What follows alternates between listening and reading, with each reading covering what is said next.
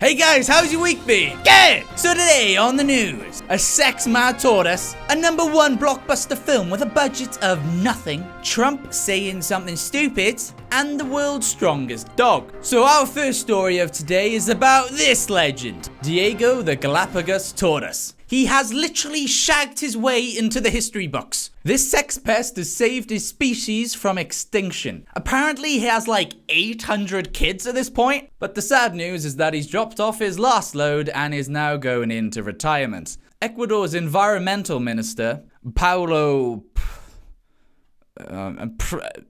Prawn Andrade, said it's an end of an era. If this guy was in Magaluf, some pissed up rugby boys would have built a statue for him. Oh, that geezer was an inspiration. like fucking Master Uruguay. I'll just have to continue his legacy alone. What, having sex with reptiles? So in the park that Diego was in, there were 2,000 tortoises. Therefore, Diego fathered 40% of them. When the breeding program started, there were only 2 males to 12 females. So to create 2,000 from that, I'm guessing the level of incest must have been insane. Diego is now 100 years old, so he doesn't have that long to enjoy his retirement. But his job was to have sex, so he hasn't exactly had a shit or hard life. Actually, it was a very hard life.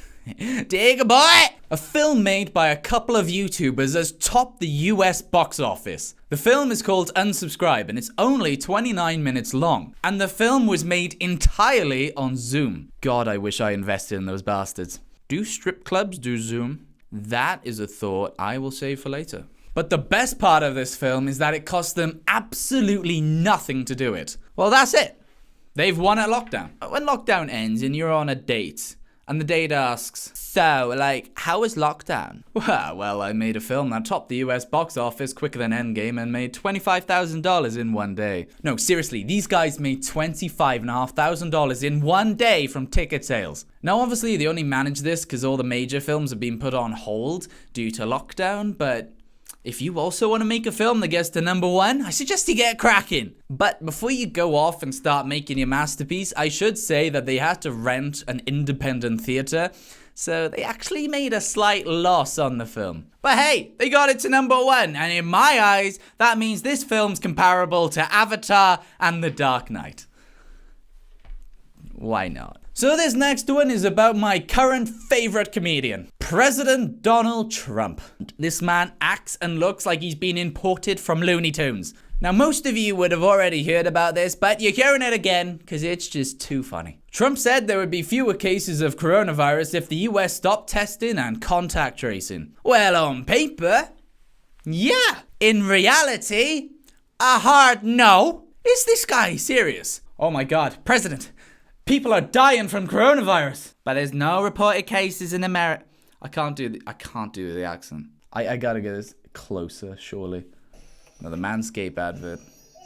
Tell me to shave my balls after lockdown, huh? Fair enough. Oh, I thought you did that.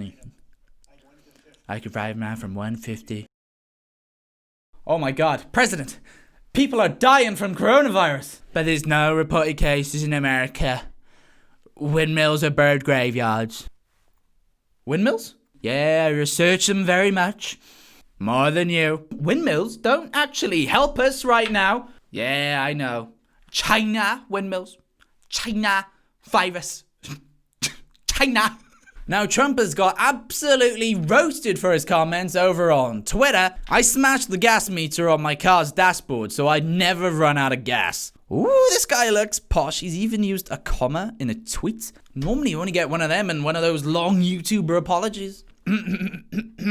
Well, yes, in the same way that if you stopped charging people with murder, you'd have no murder convictions. Oh, I got one. If you stopped testing people for cancer, there'd be no more cancer. But that doesn't exactly help old Doris with her lungs now, does it? This last story is a real heart warmer and a breaker. It's of a dog that was shot 70 times and how she was rescued from Beirut. This is her. This is Maggie. How do you get shot 70 times and only lose an ear and your eyesight?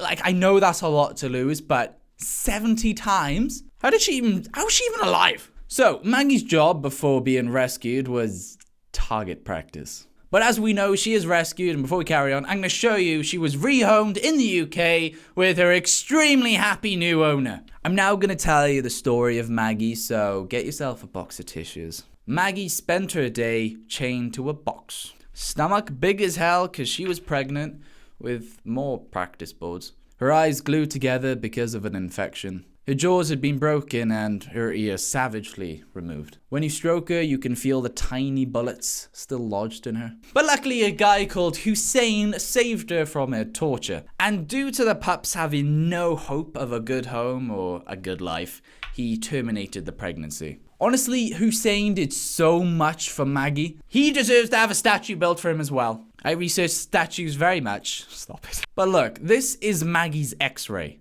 These little white bits are bullets. But come on, what a strong dog. 70 times. This is Maggie now, safe from war. And honestly, how could you hurt this dog? So, you grateful now, you little shit? A smile wouldn't hurt. It could have been so much worse. I really should have ended it with the Trump one. Because, honestly, I'm close to tears. Now, I didn't do this story any justice. If you want to, get the full story, it's down in the description. I really recommend reading it. It's a brilliant thing to read. So, what have we learned this week? Master Oogway's a sex pest. We could have been way more productive in lockdown. Trump is not a president. He's the guy that chases bugs on Looney Tunes. And lastly, we still don't deserve dogs, bro. Thank you for watching. If you enjoyed, please like and subscribe. All the links to full articles are down in the description. Thank you for watching and bye! You good?